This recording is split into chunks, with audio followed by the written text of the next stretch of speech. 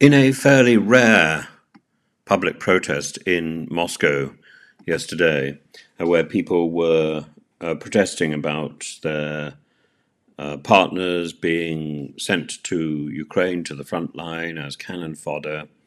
There's also a story, incidentally, about Russia changing the law. It changed the law quite a while ago now, saying that those prisoners who Prigozhin had persuaded to fight on the front line in Ukraine in various formations, Battalion 5 and so on, these soldiers are no longer being freed when they complete their 6 months. Instead, those 6 months are automatically renewed, and the soldiers are expected now, the prisoners are now expected to fight on till the end of the special military operation.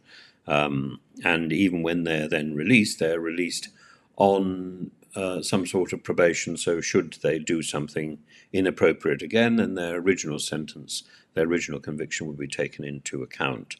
And so the Kremlin has not kept its word, but why are we surprised about that? It's you know. So it's now 500 days since the Kremlin started its partial mobilization in its war against Ukraine, and the women particularly were appealing against the unpopular action and the wives and relatives of the reservists. They were campaigning for them to be discharged, replaced with proper soldiers. Saturday's demonstration was organized by The Way Home, and there was a big sort of bulletin across telegram channels calling on wives, mothers, sisters, and children of reservists to from across Russia to come to Moscow to demonstrate their unity because we want our husbands back alive. Now, the problem is that in the demonstration, which was fairly modest, it was called an unauthorized event. About 200 people were there. But there were also quite a number of journalists covering that event, and many of those journalists were then arrested. And that is extraordinary. And I think about 27 people were detained during the protest, and most of those were journalists. The police detained a group of Russian and foreign reporters, all of them men, outside Red Square, took them to a police station. And most of them were later released, although one male protester was still in detention. And some of the allies of Alexei Navalny, who has also said that on the day of the election, people should go to the polling stations late in order to protest, in order to register their protest about this fake election, where Mr. Putin, whether dead or alive, it's like El Cid, isn't it? It's El Cid in the freezer with a bag of frozen peas. Whether dead or alive, Mr. Putin will be elected, whatever the whatever the strength of support for his rivals. It really won't make any difference. And Alexei Navalny not only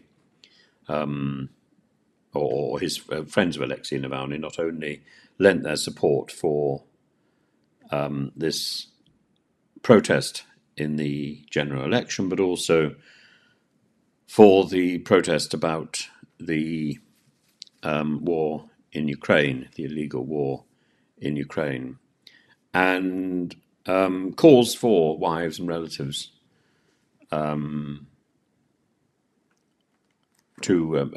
calls from wives and relatives of those people who are mobilized have been consistently ignored by the Russian media, and where they have been noticed, a number of people in the Duma have described them as Western stooges.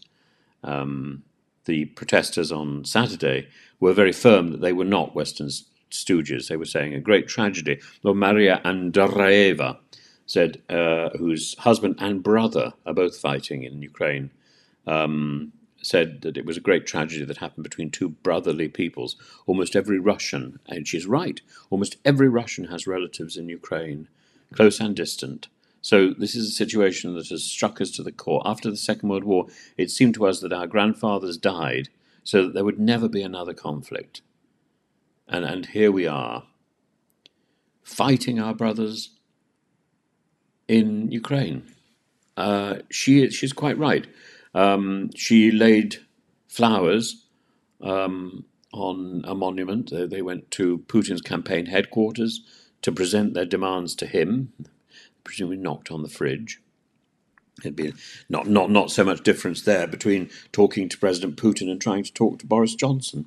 But they. But Boris Nadzhendin, who's hoping to stand against President Putin, says, we want the authorities to treat people who are doing their duty in a decent way, but they're not. Putin is neither keeping his word about prisoners, for example, nor is he letting these people go home after a short period of duty. These people are cannon fodder, and they're just being thrust into the machine. And it's a sort of thing of numbers. But actually, the number of fighting age men in Russia is significantly falling. Significantly falling.